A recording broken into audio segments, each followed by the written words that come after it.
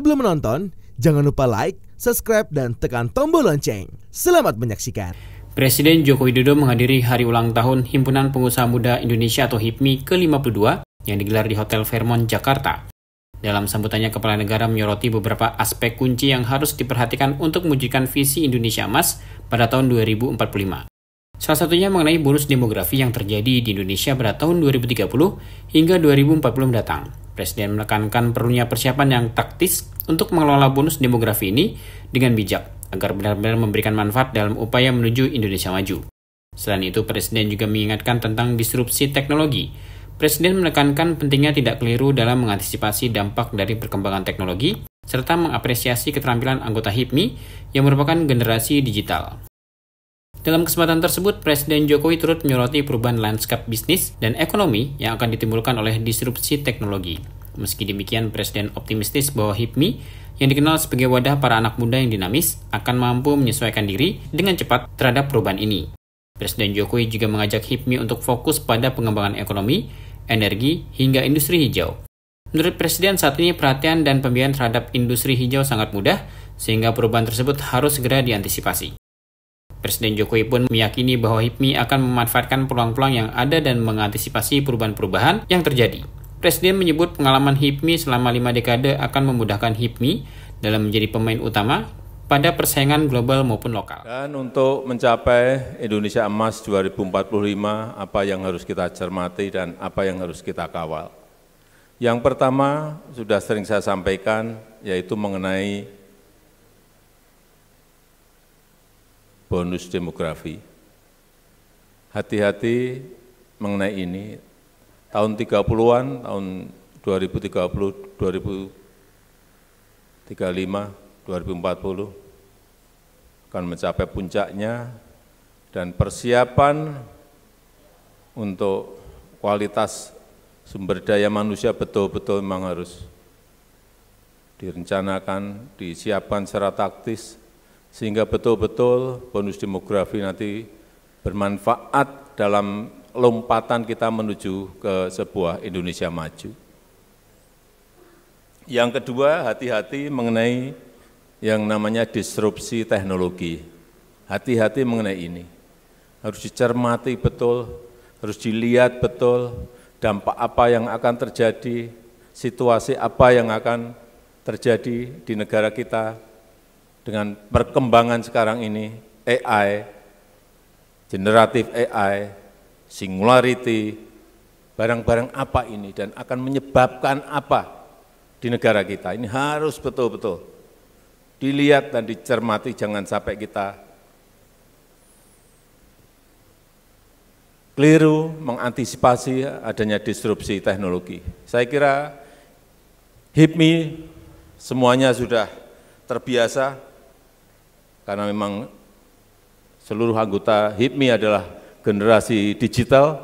Kalau saya ini generasi analog, jadi sudah perbedaannya sudah sangat jauh sekali. Jadi menghadapi AI, menghadapi generatif AI, menghadapi singularity, saya kira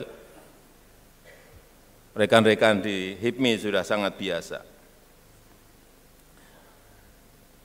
Disrupsi teknologi ini yang ketiga akan menyebabkan perubahan-perubahan yang kalau boleh saya sampaikan, lanskap geopolitik berubah, dunia, lanskap ekonomi dunia juga akan berubah.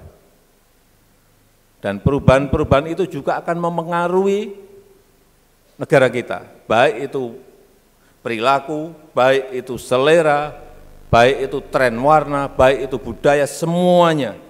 Lanskap bisnis, lanskap ekonomi, semuanya akan berubah. Dan yang paling cepat menyesuaikan diri itu biasanya anak-anak muda. Dan itu ada semuanya di HIPMI.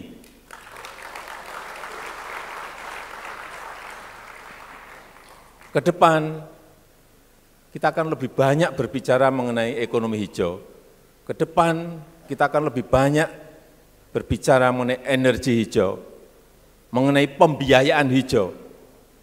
Sekarang ini saya nggak tahu, karena saya nggak mengajukan ke perbankan, hal-hal yang berkaitan dengan energi hijau itu sangat mudah sekali mendapatkan pembiayaan.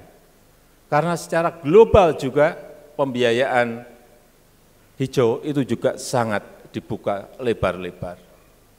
Industri hijau sekarang ini juga mendapatkan perhatian dan pembiayaannya juga sangat mudah. Sehingga perubahan pergeseran shifting ini harus dilihat dan diantisipasi oleh kita semuanya. Green food, blue food, dan lain-lain ini akan menjadi tren ke depan. Peluang-peluang baru seperti itu harus disiapkan strateginya oleh HIPMI. Jangan sampai kita salah mengantisipasi. Kalau ada di bonus demografi, ada disrupsi teknologi, ada perubahan landscape ekonomi, di mana kita hadang agar peluang-peluang itu bisa kita tangkap semuanya. Itu yang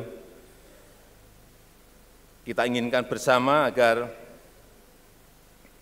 ke depan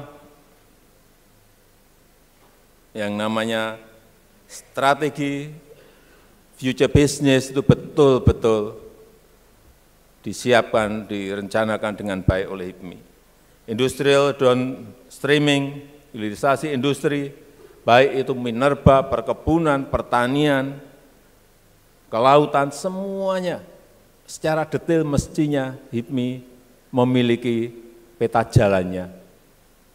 Kapan dihadang peluang itu, kapan dimanfaatkan peluang itu, sehingga betul-betul semuanya bisa kita pegang.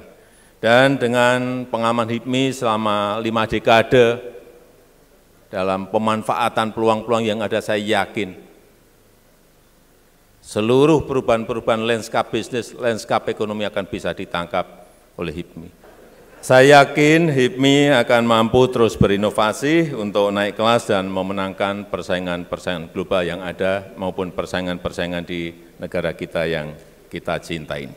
Saya rasa mendampingi Presiden dalam acara tersebut adalah Ketua MPR RI Bambang Susatyo, para Menteri Kabinet Indonesia Maju, Kapolri Jenderal Polisi Listio Sigit Prabowo, Ketua Umum BPP HIPMI Akbar H. Bukhari, Wakil Ketua BPP HIPMI Bobi Nasution, Pendiri HIPMI Abdul Latif, dan PJ Gubernur DKI Jakarta Heru Budi Hartono. Tim Eljon Media laporkan.